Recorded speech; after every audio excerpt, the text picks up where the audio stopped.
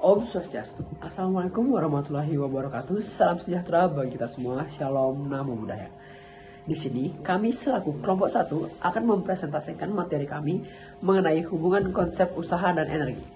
Baik, sebelum kami mempresentasikan materi kami, di sini saya akan menyebutkan nama dari anggota kelompok 1. Yang pertama yaitu ada Anugrah Eki Dewata absen 2. Kemudian ada I Gusti Agung Gede Agung Radian Murti absen 6.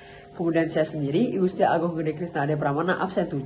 Dan yang terakhir ada Kadek Master Putra Valerian absen 9. Anugerah Eki Dewata nomor absen 2. Pengertian usaha dalam ilmu fisika adalah besarnya energi yang diberikan untuk memindahkan sebuah benda atau objek.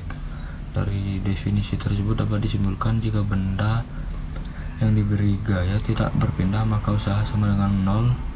Besar usaha dituliskan W sama dengan F dikali S, di mana W adalah usaha, F adalah gaya, S adalah perpindahan. Pengertian energi adalah kemampuan untuk melakukan suatu usaha atau kerja melakukan suatu perubahan. Energi potensial didefinisikan sebagai energi yang dimiliki yang benda karena kedudukan ketinggian berbenda terhadap titik acuan. Umumnya permukaan bumi digunakan sebagai titik acuan. EP sama dengan M dikali G dikali H, di mana EP energi potensial, M adalah massa benda, G percepatan gravitasi bumi, H adalah ketinggian benda terhadap titik acuan. Energi kinetik adalah energi yang dimiliki oleh benda bergerak, contoh mobil yang melaju jalan raya. Energi kinetik dipengaruhi oleh massa benda dan kecepatan benda. Energi kinetik dirumuskan EK sama dengan 1/2M dikali V2, di mana EK adalah energi kinetik atau joule, M adalah massa benda, V adalah kecepatan benda. Om Swastiastu. Nama saya Kadek Arnold Putra Valerian, kelas 11-8, nomor absen 9. Di sini saya akan menjelaskan tentang energi mekanik. Energi mekanik merupakan jumlah total dari energi kinetik dan energi potensial. Sesuai dengan pengertian energi mekanik di atas, rumus energi mekanik dapat ditulis sebagai berikut. Energi mekanik sama dengan energi potensial tambah energi kinetik.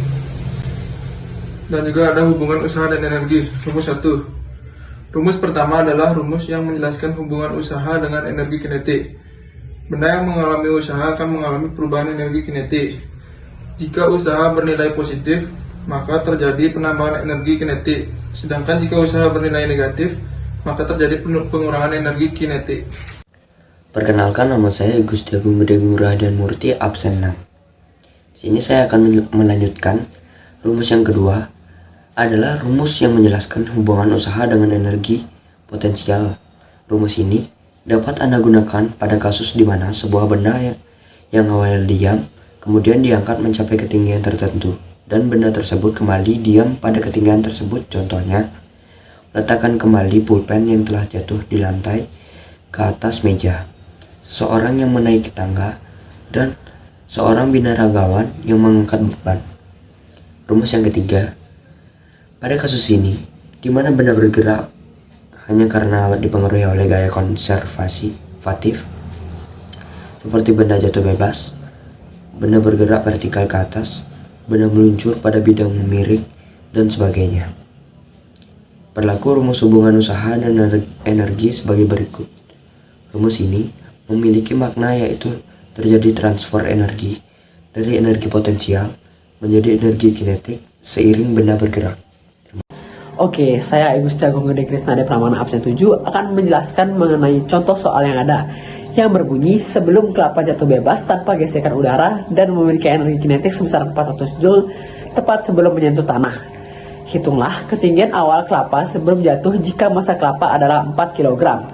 Nah, penyelesaiannya yaitu kita menggunakan rumus hubungan usaha dan energi akibat gaya konservatif, yaitu W sama dengan minus delta EP sama dengan delta EK. Nah, kita mengetahui beberapa hal, yaitu H1 sama dengan 0, EK2 sama dengan 400 Joule, dan EK1 sama dengan 0 Joule karena awalnya benda diam. Selanjutnya, kita tinggal memasukkan angka-angkanya saja, yaitu W sama dengan minus delta EP sama dengan delta EK turun menjadi minus dalam kurung EP2 dikurang EP1 sama dengan EK2 dikurang EK1. Turun menjadi MG dalam kurung H1 dikurang H2 sama dengan 400 kurang 0, karena tadi EK2 nya sudah dijelaskan bahwa EK2 adalah 400 dan EK1 adalah 0. Kemudian turun menjadi M. M itu massa, yaitu sudah disebutkan tadi bahwa massanya adalah 4, dan G itu adalah gravitasi, yaitu 10. Jadi 4 dikali 10 H1 dikurang H2, tadi H2 nya adalah 0, jadinya H1 saja sama dengan 400. Nah, kemudian 4 dikali 10 sama dengan 40, H1 sama dengan 400. Jadi untuk mencari H1 yaitu tinggal 400 dibagi 40 menjadi 10. Sekian dari presentasi kami. Jika ada salah kata, mohon dimaafkan. Kami tutup dengan para Santi. Om Santi Santi Santi.